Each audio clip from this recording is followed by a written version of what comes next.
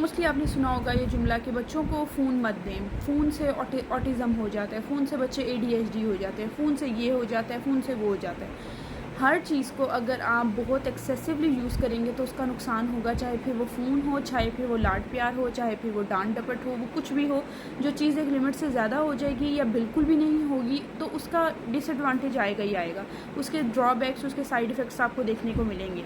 Phone के healthy uses भी हैं। पेरेंट्स को कोई ये नहीं बताता, बस बच्चा आई कांटेक्ट नहीं दे रहा है इसका फ़ोन बंद कर दो, बच्चा ये नहीं कर रहा है इसका फ़ोन बंद कर दो, बच्चा बात नहीं कर रहा है इसका फ़ोन बंद कर दो। हर दूसरा बंदा यही बोलेगा, हर दूसरा थेरेपिस्ट यही बोलेगा, और पेरेंट्स इवन शादी हॉल्स में भी जाके एक दूसरे को यही सजेस्ट कर रहे होते हैं फ़ोन बंद कर दें। मैं पिछले 8 साढ़े 8 साल से थेरेपीज प्रोवाइड कर रही हूँ ऑटिज़म को, ADHD को, down syndrome, cerebral palsy, different child disorders को, जिसमें लर्निंग डिसऑर्डर्स भी हैं, स्लो लर्नर्स भी हैं।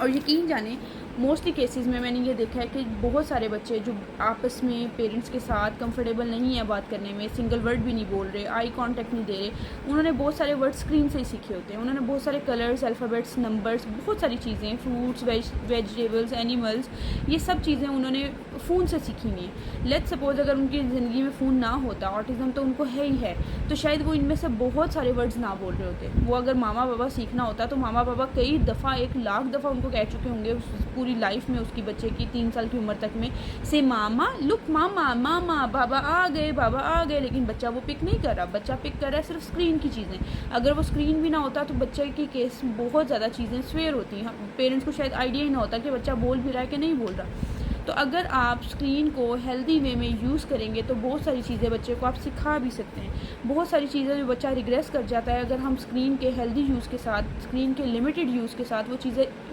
बच्चे को इंट्रोड्यूस करवाएं एक लिमिटेड टाइम के लिए, तो वो कई दफ़ा हेल्दी भी होते हैं। हाँ, बहुत सारे केसेस में ये नुकसान ये होता है कि कुछ केसेस में बच्चे अंडरस्टैंड ही नहीं कर पाते कि 15 मिनट्स का टाइम पीरियड हमें मिला है,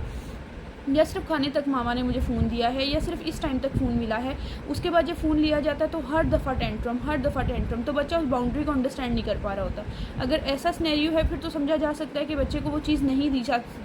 जा सकती, क्योंकि बच्चा इस चीज़ को, इस बाउंड्री को अंडरस्टैंड नहीं कर पा रहा। लेकिन अगर बच्चा आपका अंडरस्टैंड कर पा रहा है और आपको 1-2 दफ़ा 3 दफ़ा की एफर्ट्स के बाद नज़र आ रहा है कि हाँ अब ये काम डाउन हो जाता है, अब जब मैं वापस लेती हूँ थोड़ा सा री करता है या करती है, उसके बाद चुप हो जाता है, अपने किसी न किसी टॉय में लग जाता है, तो बेटर है कि आप ऐसी वीडियोस डाउनलोड करें जिसमें ज़्यादा मतलब कलर्स ना हो, चीज़ें हर थोड़ी देर बाद चेंज ना हो रही हों, जैसे कोकोमेलन में होती हैं। आप एजुकेशनल वीडियोस डाउनलोड कर सकते हैं जिसमें बच्चे को कलर सिखाए जा रहे हों, अल्फ़ाबेट सिखाए जा रहे हों। मिस रेशल की बहुत सारी वीडियोस हैं जिसमें वो हाय, मामा और इस तरह के बहुत सारे वर्ड्स बुलवा रही होती हैं, क्योंकि बच्चे इस तरह की चीज़ों से बहुत जल्दी पिक करते हैं।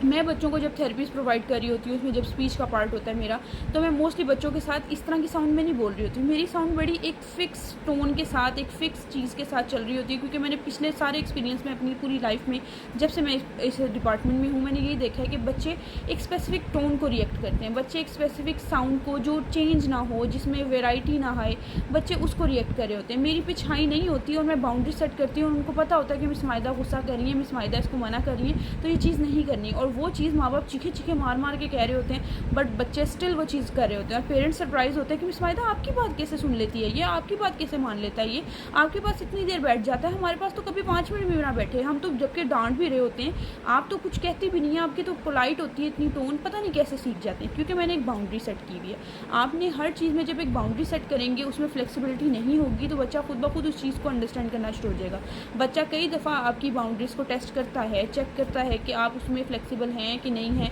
आप इसको चेंज करेंगे कि नहीं करेंगे। आपने अपनी बाउंड्री को एक जैसा रखना है।